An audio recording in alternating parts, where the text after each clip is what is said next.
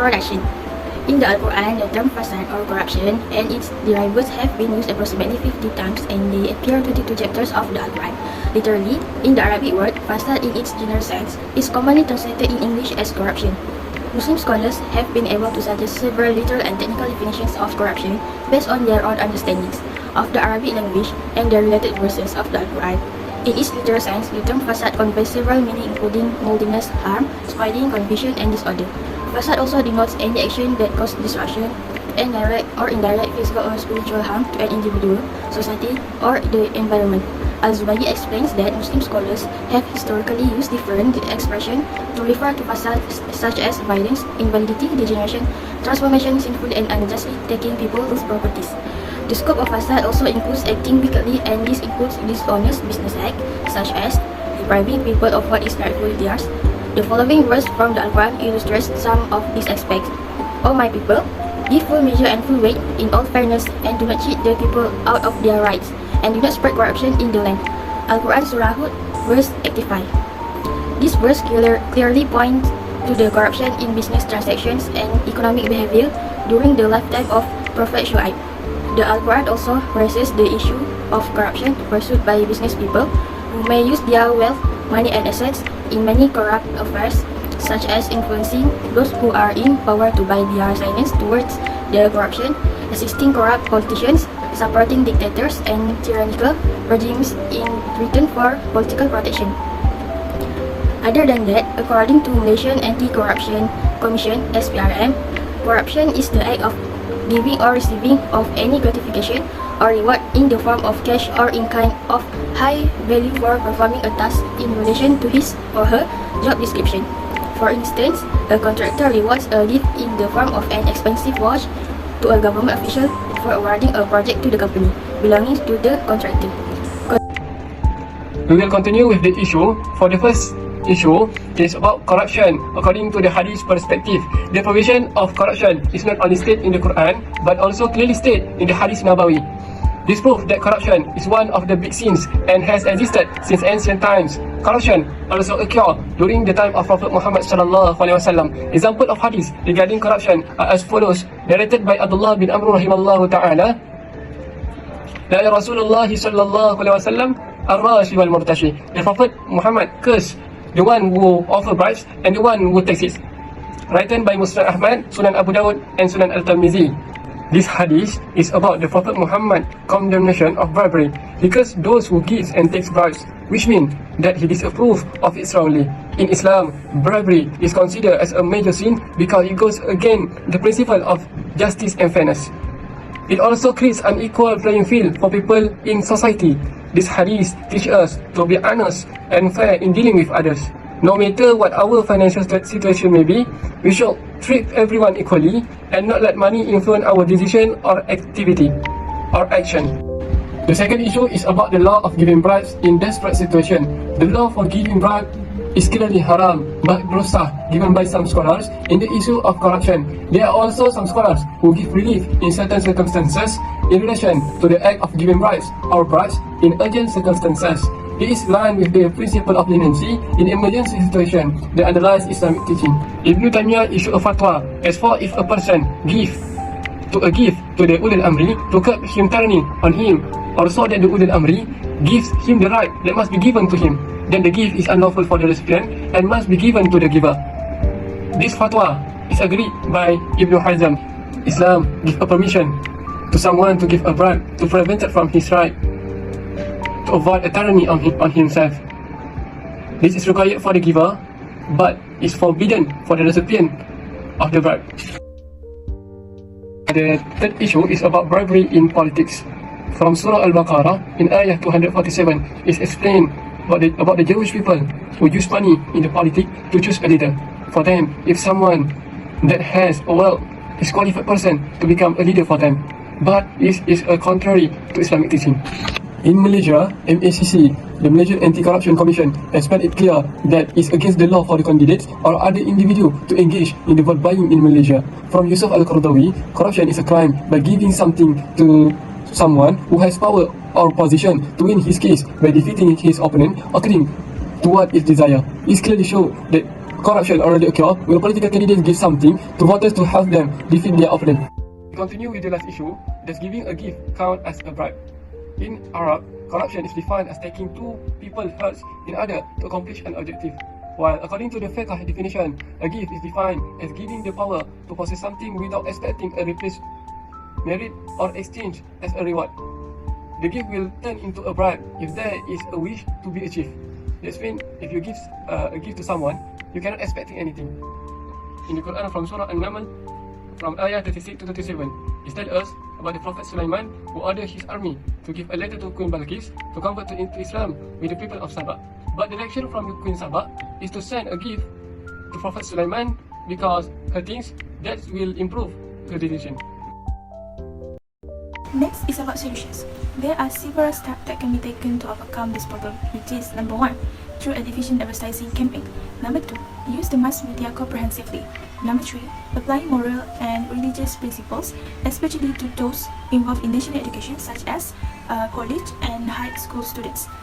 Number 4, creating pathway for people's power, strengthening law enforcement to an impunity, and reforming public administrations and financial management to hold the government accountable. Number 5, encourage reporting and whistleblowers. Number 6, building a professional public service, strengthening the legal framework, and encouraging reporting and whistleblowers are important strategies to fight corruption. Number 7, establish clear policies such as drafting gift-giving guidelines that identify who can give gifts, set reasonable price ranges for acceptable items, and take into account local regulations. Number 8, provide regular training to be able to educate staff about the company, gift-giving policy, content theories, and the importance of compliance. Number 9, conduct due diligence and all third parties will implement, educate, system, and control to ensure third parties, such as agents, intermediaries, consultants, and associates. Assalamualaikum. I want to present my part about effect of corruption. Here I have 3 points about effect of corruption. It is effect to country, family, and individual. First of all, I want to talk about effect of corruption on the country. Here I have 3 points. It is violating Islamic ethics, injustice and inequality, and economic inefficiency. Violating Islamic ethics, it means committing acts of bribery or giving gift with the intention of influencing or obtaining illegal profits. This is against the principles of justice, honesty, and integrity emphasized in Islamic teachings. Corruption is considered as an act that destroys morals and harms society and violates Islamic values that emphasize transparency, justice, and honesty in all aspects. Injustice in corruption refers to unfair or unjust treatment in corruption. This may involve giving bribes to certain parties in order to obtain undue profits to the detriment of other parties or society in general. Inequality in corruption can refer to difference in corrupt behavior between individuals or entities. Some parties may receive fair treatment or be less affected by corruption than others, creating conditions of inequality that undermine system integrity and fairness. Economics is inefficient in referring to situations where corrupt activities are affected by corrupt practice. This may involve power actions or dishonest action in economic affairs that may result in a waste of resources, injustice, and a negative impact on overall economic growth. Okay, for now I want to present points 2. It is about corruption effect on family. It has 3 points to highlight. First, economic hardship or financial strain. Second, injustice and inequality or unfair distributions in resources. Then, impacts on education. Economic hardship or financial strain. Corruption can divert resources from public service and economic development, leading to economic hardship for families, especially those dependent on essential service. Injustice and inequality or unfair distribution of resources. Corruption often results in unfair distribution of resources, leading to economic disparity and inequality that can affect family well-being. Impact on education or reduced educational opportunities. Corruption in the education sector can lead to poor quality education, limited access to educational resources, and lack of opportunities for children in affected families. Last point for corruption's effect to individuals. First is spiritual consequences. Corruption is considered a major sin, ma'asiyah, in Islam, and individuals involved in corrupt practice may face spiritual consequences. Muslims believe in being accountable for their actions on the Day of Judgment and engage in corruption may lead to a negative judgment in the hereafter. Second is erosion of moral values. Corruption undermines moral values such as honesty, integrity, and trustworthiness, which are highly valued in Islam. Individuals involved in corruption may compromise their own moral principles and contribute to a decline in ethical standards within society. Next is the challenge of tackling corruption. First, the utilization of advanced technology to prevent corrupt practice. Technology has revolutionized the way people communicate with each other. It has also made it easier to access information through the internet, saving time and effort. However, the use of the technology can also have negative consequences, such as the spread of false information, hacking of systems, and cyber. This thing will lead to the spread of corruption among the communities. Secondly is the lack of support and confidence from the public. Corruption is a persistent problem that continues to increase over time.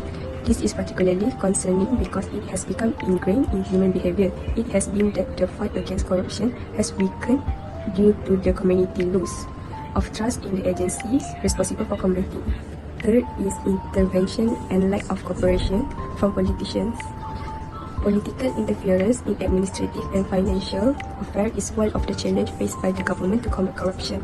Based on findings of the National Anti-Corruption Plan (NACO), most politicians gain personal by interfering in administrative affairs. This case will be difficult to court to find justice.